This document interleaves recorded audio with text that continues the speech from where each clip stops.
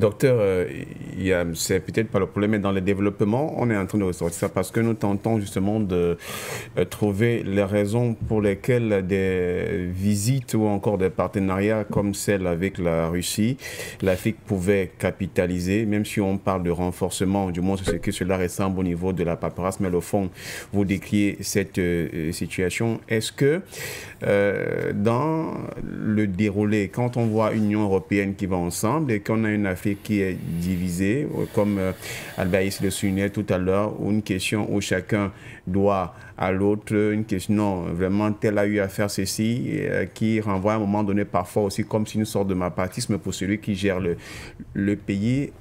Est-ce que c'est une question de peur de l'après-demain pour celui qui est dirigeant, qui vit ses propres intérêts personnels, ou encore c'est à cause de l'engrenage des accords coloniaux qui sont le véritable, je vais dire, la véritable gangrène pour la plupart des pays africains? C'est la même chose. Il n'y a pas de différence entre les deux. Il ne faut pas croire que le système néocolonial, le néocolonialisme est fondamentalement un système corrompu. Donc, ne distinguez pas les flux d'argent avec les accords coloniaux. C'est la même chose. C'est-à-dire que pourquoi le franc CFA est là? Parce que pourquoi il perdure après les indépendances et pourquoi on veille, on s'assure qu'il soit toujours là? Pourquoi il est encore là? Pourquoi le franc CFA est-il encore là? C'est ça la question en fait. Pourquoi est-ce qu'il est encore là? Mais pour ajouter de l'eau dans votre vent, pourquoi est-ce que certains leaders ont été assassinés lorsqu'ils ont décidé autant de choses. Là? Autant de choses. Tous ceux qui ont essayé de se défaire du franc CFA, c'est des incorruptibles. Ça, il faut le noter. Ce sont des types particulièrement incorruptibles. C'est pour ça qu'ils ne pouvaient pas accepter le franc CFA. L'un des grands principes du franc CFA post-colonial, donc après les indépendances ou post-indépendance, c'était de s'assurer que ce qu'on appelle les assimilés. Un Camerounais très intéressant, il est universitaire, qui a écrit un bon livre, Le complot des assimilés. Bon, je résume, je suis exact, mais sur comment les assimilés se sont entendus avec les colons pour pouvoir dominer le peuple et tirer leur épingle du jeu. Alors, le principe, c'est que il faut qu'il y ait une élite. Je ne sais pas ce qu'on appelle élite dans ce cas-là, mais bon, ils les appellent comme ça. Mais disons qu'il faut qu'il y ait des dirigeants qui s'assurent que le franc CFA continue de couler, parce que le franc CFA est une monnaie qui permet à la France d'accéder gratuitement aux matières premières, d'accéder sans contrainte à l'entrée à nos marchés et de pouvoir contrôler totalement nos pays dans le cadre du néocolonialisme tel que défini par Kwame Nkrumah. Ils ont le contrôle de l'économie. Et c'est les histoires qui viennent raconter là. Ouais, la France au Cameroun, par exemple. Ouais, elle n'a que 8 ou 10%, machin. C'est pas ça qui est important. La France peut avoir 0%. C'est-à-dire que dans votre pays, la France peut n'avoir aucune multinationale installée, aucun Français faisant des affaires chez vous, tant que vous avez le franc CFA, c'est qui contrôle votre économie. C'est aussi simple que ça. Parce que l'économie, son outil premier, c'est la monnaie. C'est la monnaie, c'est tout. Vous ne faites rien sans la monnaie. Donc, si quelqu'un contrôle votre affaire que vous appelez la monnaie, c'est lui qui contrôle votre économie. Et s'il contrôle votre économie, à votre avis, vos dirigeants vont dire quoi? Rien du tout. C'est eux qui décident, en fait, en dernier ressort. Donc, qu'est-ce qu'ils ont fait? Ils se sont assurés que ceux qui dirigent nos pays, regardez leur train de vie. Ce sont des princes, des rois, des gars, ils vivent dans un univers que le grand public a de la peine à imaginer. Ils vivent dans un luxe insolent. La presse, ça fait les choux gras de la presse régulièrement, mais les gens même jusque-là n'ont aucune idée de ce que c'est. Lorsque vous êtes dans un pays comme le Cameroun, ou quand vous sortez le matin pour venir ici à la télévision, vous voyez des enfants qui sont en train de fouiller des poubelles.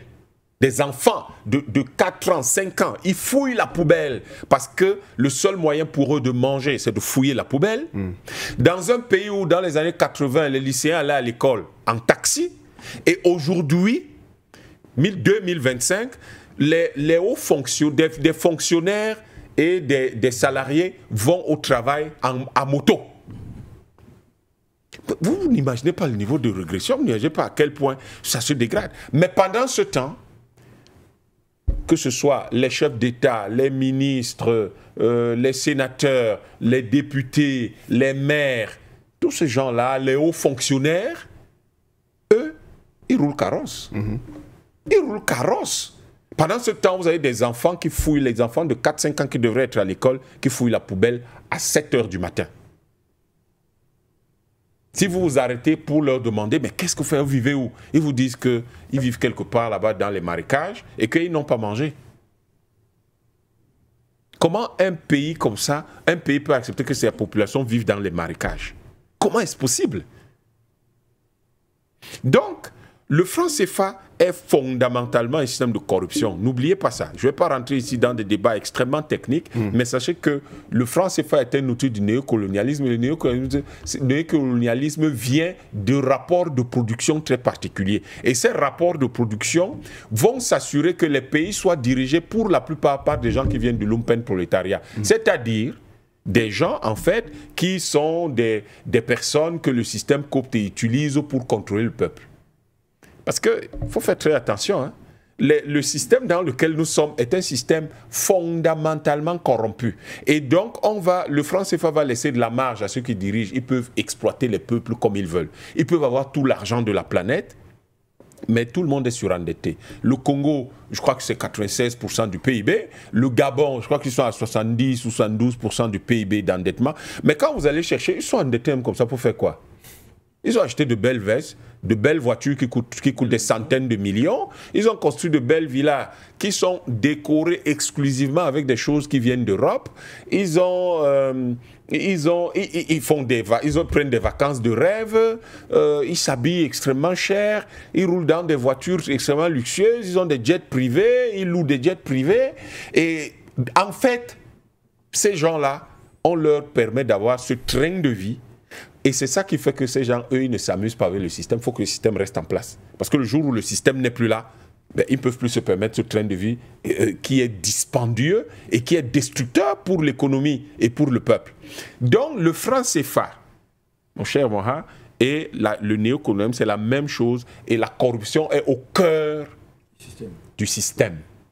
C'est ça qu'il faut vraiment que ce soit clair pour tout le monde. Vous croyez que les Russes ne sont pas au courant? Vous croyez qu'ils n'ont pas lu Monnaie, Servitude, Liberté de Tchundjian Pemi? Vous croyez qu'ils ne connaissent pas Osenda Afana? Vous croyez que tout ce que nous racontons là, depuis 15 ans, ils ne sont pas au courant? Ils sont au courant.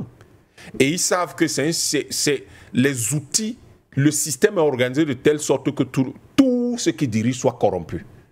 En fait, les gens qui dirigent nos pays africains ne sont pas des gens fondamentalement mauvais. Parce que l'autre élément du néocolonialisme du franc CFA, c'est que vous et moi, on se lève, qu'on aille taper, qu'on aille tuer nos frères qui dirigent nos pays, mais qu'on ne touche pas au franc CFA. Et on va les taper pourquoi? Il faut qu'on les tape. Ils quittent le pouvoir pour que nous, on prenne la place et nous prenons la place, pas seulement les postes, mais que nous aussi on commence à dire, un champagne à plusieurs millions de francs CFA, c'est goûteux quand même. Hein? Le problème, c'est que la plupart des panafricanistes ne consomment pas d'alcool. Ça veut dire que c'est des gens très lucides qu'on ne peut pas corrompre facilement. Et c'est ça qui crée les problèmes avec le panafricanisme pour ces gens-là. Et donc, au fond, la situation dans laquelle nous sommes aujourd'hui, c'est une situation où il faut qu'on se débarrasse de ce système-là. Quand il dit ici que notre problème, ce n'est pas les régimes, c'est le système, mais c'est fondamentalement ça le panafricanisme. Le panafricanisme n'est pas là pour dire que Biya est trop laid, ou que, comment on appelle le président, que Sassou Nguesso, il est trop laid, que Obiangema, il est trop laid. Non, ce n'est pas pour ça que le panafricanisme est là. Le panafricanisme n'est pas là pour dire, faisons le jeu de chaises musicales. Bon, on fait la tontine. Toi, tu étais là aujourd'hui, l'autre, c'était demain. Le pouvoir était chez les autres hier, il faut qu'ils reviennent ici. Vous voyez le niveau, c'est-à-dire que les gens sont devenus des légumes intellectuels et politiques dans nos pays. Ils sont là, ils n'arrivent même pas à réfléchir sérieusement, à réfléchir sur les questions fondamentales auxquelles nous sommes confrontés. Le problème auquel nous sommes confrontés, c'est que il faut s'assurer, et c'est ça que le néocolonialisme fait, il faut s'assurer de tenir tout ce qui dirige les institutions politiques dont on a parlé tout à l'heure, les présidences, les gouvernements, les parlements, tout ce qui est parlement, tout ce qui est mairie, tout ce qui est région, et tout ce qui est et les hauts fonctionnaires dans les armées, la police, tous les autres ministères, il faut les tenir. Et on les tient par quoi? On les tient par le fait que quand vous prenez un directeur dans un ministère chez nous, le type est logé souvent dans une grosse villa, 200, 300, 500 000 francs CFA. Il a une grosse voiture ou deux, ce qui coûte peut-être 90 ou 100 millions.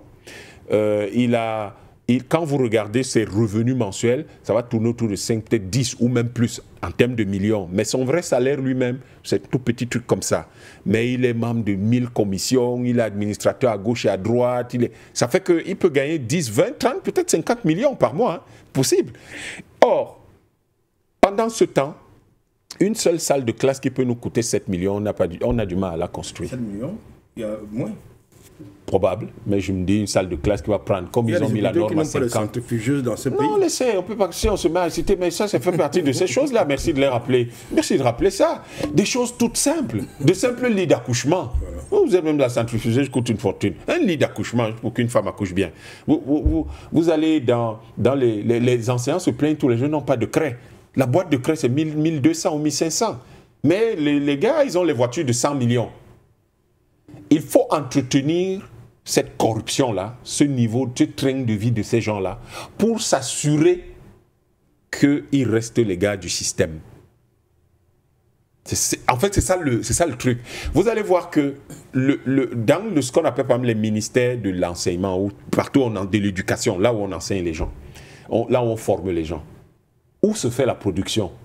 Dans les écoles maternelles et primaires, dans les lycées et collèges, dans les universités. Mais qu'est-ce que vous allez constater? L'écrémage, ça se fait tel que les directeurs au niveau de ces ministères, ils ont le train de vie que je viens de décrire. Le directeur de l'école primaire n'a rien. Pourtant, c'est lui qui assure la production. Lui, le type n'est même pas... Quand il a de la chance, il est logé là où on a construit quelque chose, on a mis une petite case pour lui. Mais la plupart du temps, ce n'est même pas le cas. Il n'y a même pas de... Je me souviens de mon passage dans une école primaire. J'y étais avec mon épouse parce qu'on allait faire une campagne de sensibilisation d'hygiène bucco-dentaire. Et on avait, avec une entreprise de la place, on avait offert des brosses à dents, de la pâte dentifrice et puis d'autres petites choses, des petites bouclettes pour apprendre ça aux enfants. On devait distribuer tout ça. On y arrive, on vient faire une sensibilisation, une campagne de sensibilisation d'hygiène bucco-dentaire, il n'y a pas d'eau. Il n'y a pas d'eau dans toute une école qui avait 300, 400 ou 500 enfants. Il n'y a pas d'eau. Vous vous demandez comment les enfants restent dans une école primaire de 7h30 à 15h30, il n'y a pas d'eau. Ils font comment? Mais nous sommes dans le deuxième système hydrographique en Afrique. Ça veut dire qu'il y a de l'eau partout. Puisque de toute façon, dans cette école, dans les bas-fonds coule une rivière. Il n'y a pas d'eau. Les enfants n'ont pas d'eau. Je ne vais pas parler de l'eau à boire. Ils n'ont pas d'eau pour aller aux toilettes, pour se laver les mains. Il n'y en a pas. Et c'était pendant la pleine Covid. Ils n'avaient pas d'eau. Donc, les gens jouent à ne pas...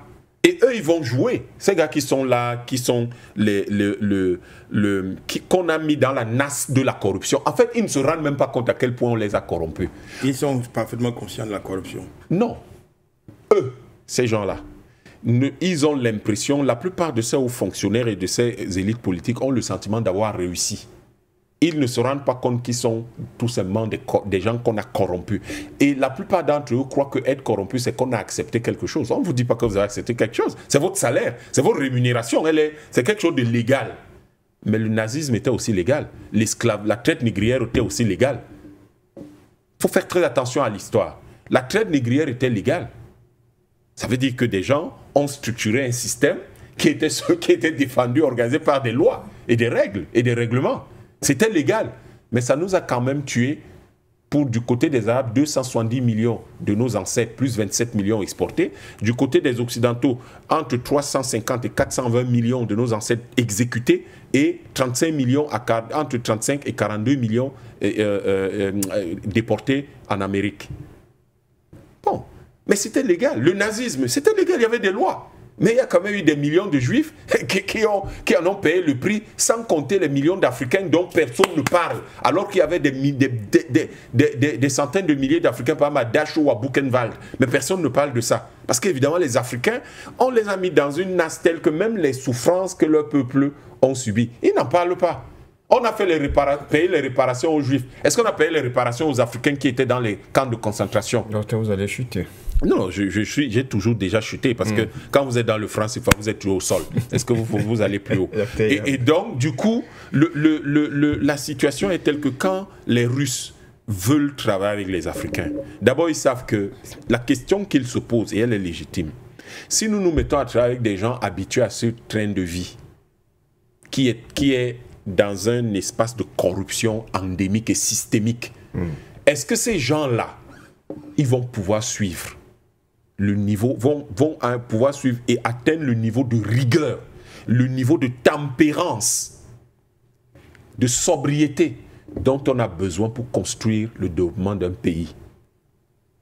Nous avons des questions graves que nous n'abordons pas. Est-ce que quand vous regardez ceux qui sont, non seulement ceux qui dirigent, mais ceux qui sont là, les hauts fonctionnaires, quand vous prenez ces deux couches-là, est-ce qu'ils ont la capacité de se réajuster au niveau de tempérance, de sobriété, de rigueur dont on a besoin pour construire un pays développé? Est-ce qu'un pays puissant, est-ce qu'ils sont capables de faire ça? Et à partir de là, vous comprenez toute l'attitude des Russes. Les Russes, ce qu'ils font là, ils veulent être présents. Ils savent que les discussions qu'ils mènent avec les Américains vont conduire à une réorganisation du monde. Or, dans cette réorganisation du monde, même si vous avez l'impression que les gens sont loin, mais de loin, ils influencent la vie de votre peuple et ils influencent votre liberté de circulation dans le monde. Et donc, ils essayent d'avoir des points d'ancrage grâce auxquels il leur est possible de se mouvoir avec facilité dans le monde. Mais nous, les Africains, dans cette affaire, qu'est-ce que nous gagnons? Qu'avons-nous fait pour gagner quelque chose?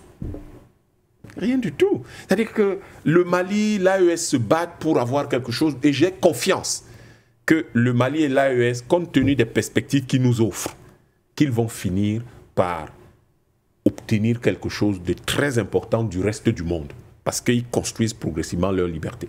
Quand on prend l'Afrique centrale, vous voyez le reste de la CEDEAO, c'est la catastrophe.